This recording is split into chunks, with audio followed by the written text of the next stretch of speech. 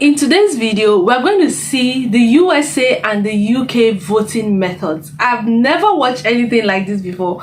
I don't know what the method is like voting outside the country, outside my country. But today we're going to be seeing this video from Girl Gone London, and it's titled, I voted for the first time as a new UK citizen, USA and UK voting method. So she's going to be doing like a comparison because I mean she's voting in the UK for the first time as a UK citizen. So she's going to be explaining her experiences, and I'm really excited to see this. Before we dive into the video, I'm okay. Welcome to the channel. If it's the first time, super happy to have you here. Do well to like, share, subscribe, turn on post notification bell. Let's quickly look at this together.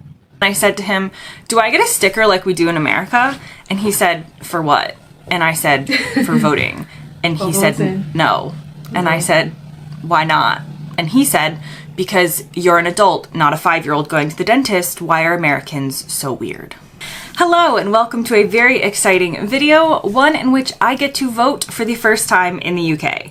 Today is a general election in 2024 if you're watching this video from the future, and I became a UK citizen in January of 2022, which means I missed the previous general election by 3 years. Previously, I was on visas and had the ability to live in the UK but not to vote in the UK.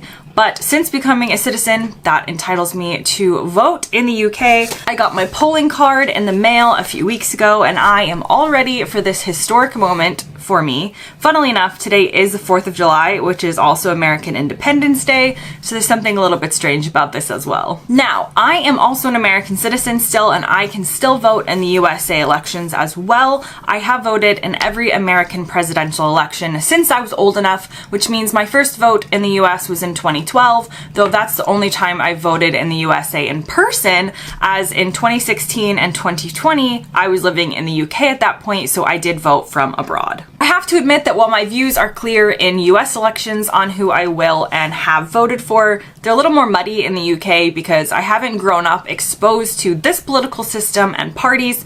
However, in the US, we are taught from birth, basically, that voting is essentially a duty that we have as citizens, and it is an extremely patriotic thing to do in America. We are taught the ideal that soldiers, military, etc. have died for your right to vote and for you to live in a democracy, and that to respect that, you always exercise your right to vote. So I feel like that also extends to the UK. Whether or not voting is seen in a similar way here, I don't know, you tell me, but I have researched the issues I care about and the different parties enough to cast a vote. I did have a conversation with my husband earlier, and I said to him, do I get a sticker like we do in America? And he said, for what?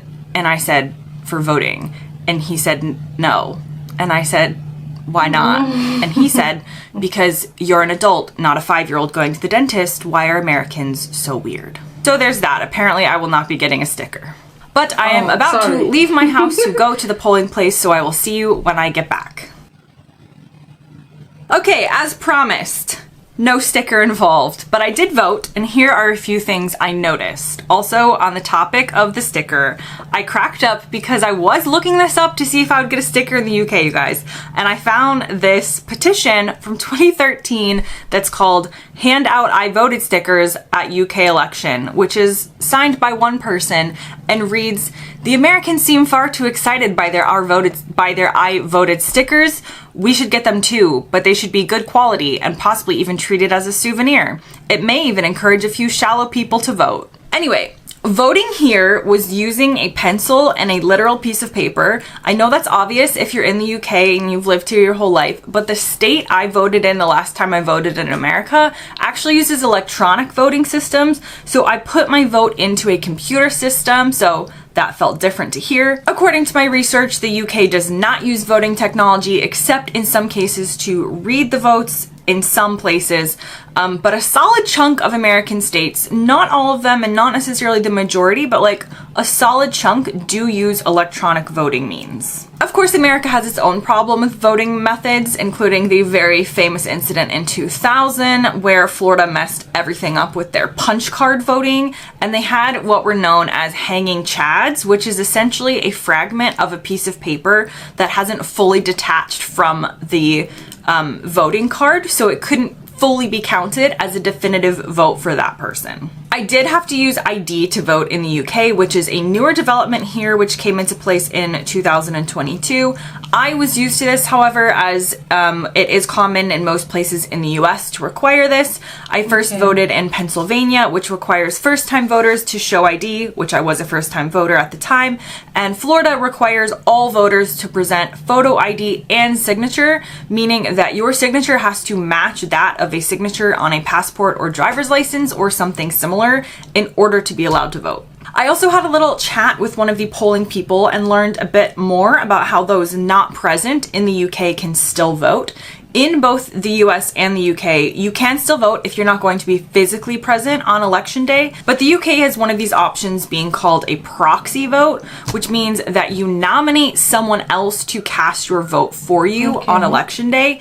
You cannot do this in the US. Someone else can drop your, what they call an absentee ballot, off at the polling station, but they're not at all doing the voting for you in any way. You have to fill out the ballot yourself. That is mailed to you, sign it, seal it, they just drop it off. This is how I typically vote in the US. So I apply for the postal or absentee vote, and I could send it directly to an address that they give me to send it to, but I always send it to my dad to make sure that somebody's actually holding it in their hands that I know, and he is allowed to drop it off for me at the polling station. But again, signed, sealed, he's not actually doing any voting on my behalf. Another interesting fact I looked up was the percentage of turnout in general, obviously, of registered voters in each country, and it turns out the UK and the US are roughly along the same lines. The UK can be a little bit higher, but it does depend on the election at an average of about 65% voter turnout. Technically, in the US, each state runs their own election. So technically, there is no national election. This means that you also typically vote on state matters with your presidential vote in the US. So for example, in Florida, there are plenty of different measures that I will be expected to vote on at the same time as I would vote for president. This is different than in the UK. There was nothing like that, just one vote for who I wanted to be MP for my area. Again, a ballot in the US does look different because you're voting on state measures every 4 years at the same time as the president. And as I just mentioned, in the US, presidential elections happen every 4 years, whether you like it or not. In the UK, general elections are every 5 years at the max, but the party in power can call a general election sooner than that. Another difference is that in the US, we do vote for the president. You are not casting a vote for the party necessarily. It is for the person, and it is not for a local person. It is, do you want George Bush or Barack Obama or George Washington? Well, George Washington wasn't voted in like that, but whatever. You are voting for that person. In the UK, you are not voting for a new prime minister. You are voting to elect your local MP or member of parliament. Then, the political party that wins the most seats in the House of Commons will form the new government, and their leader will become prime minister. So on my UK ballot, the names displayed were local names of my local MP candidates. So again, it's a little bit of a different system. I mean, it's a lot of it of different system, but this is just the basics. General elections in the UK also must happen on a weekday, typically on a Thursday, but they can happen any month of the year. In the US, presidential elections are held in November on a Tuesday. It's set as the Tuesday next after the first Monday in November. So how do I feel having voted for the first time in the UK? Because ultimately I am American, so we'll always make it about our feelings. I feel very happy. I'm not the world's most political person, but I do believe in the importance of voting, as I said, and I still believe to this day that things really turned around for me in the UK once I got citizenship, because finally I had the official documentation and felt more included in the place that I had lived in for so long, and finally was just like any other citizen. So getting to vote in an election as a UK citizen was a really cool feeling and cemented my decision to get citizenship.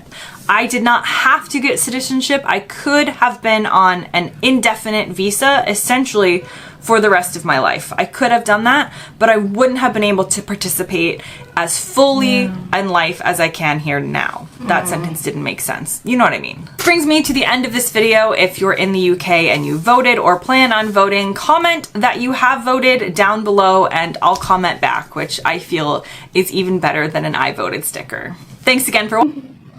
I think that was a very interesting watch, to be honest. For someone who has been voting in the US, you know, she comes to the UK and then she wants the I voted sticker. I can understand how that feels. You understand? Because, you know, you're used to a voting system and then you come to a new system and it's a totally different thing. Oh, where's my sticker? You know, they take the sticker very seriously, because she even went ahead to do some research, you know, the sticker stuff, because she's really passionate about the sticker. And the response from her husband, oh my god, so savage. The response from her husband was so funny. Anyway, there are so many differences. Like, I am so surprised. Like, one of the differences was that you vote during the week. She said in the UK you can vote any day during the week. It has to be on a weekday, but in the US it's usually on a Tuesday in November. It's very different in Nigeria, because in Nigeria it's usually a weekend in the month of voting. I can't remember the month now, but it's usually a weekend. Very major differences, like very major differences. Another difference she mentioned was the electronic the electronic voting in the USA. But in the UK, she used a pen and a paper to cast her vote. They used a pen and a paper to cast their vote. Almost the same thing in Nigeria here. In Nigeria, we use a pen and you just shade in your preferred options and then you cast your vote. So they are very, they are very, very different, very distinct differences. Another difference, which I'm very like, what? No, but I'm very surprised at, is the fact that in the USA you vote for the person, not the political party, which is very different in Nigeria. In Nigeria, we vote for the political party, not the person. While in the UK, you vote for the MP of the state. Very distinct differences. Anyway, let me know in the comment section. And one thing I love about here is the fact that she has a citizenship for the US and also for the UK. The UK, she got it just recently. Just cemented her stay there. And she mentioned that she would have opted for the indefinite visa, but she did her citizenship just so that she can have access to something like voting, which is a good thing, you know. So I really love the fact that she has both citizenship, to be honest. And you know, hearing the difference, we could see the very distinct differences. I'm sure that there are other differences. If you voted in the USA and you voted in the you voted in both countries, what is the voting experience like? What are the major differences? What is the similarities? She didn't talk about any similarities, she only talked about the differences. So I would love to know what other differences and similarities. And if you voted, I remember her asking if you voted. I know that it's past election time, but let's know in the comment section if you voted. There's some people that are like, well, my vote doesn't count, I'm not going to vote, you know. Some people are like that. But let's know if you voted, and if you know any differences, similarities you love to talk about. Please let's know them in the comment section. Do well to like, share, subscribe, turn on the post notification bell. I'll see you in my next video.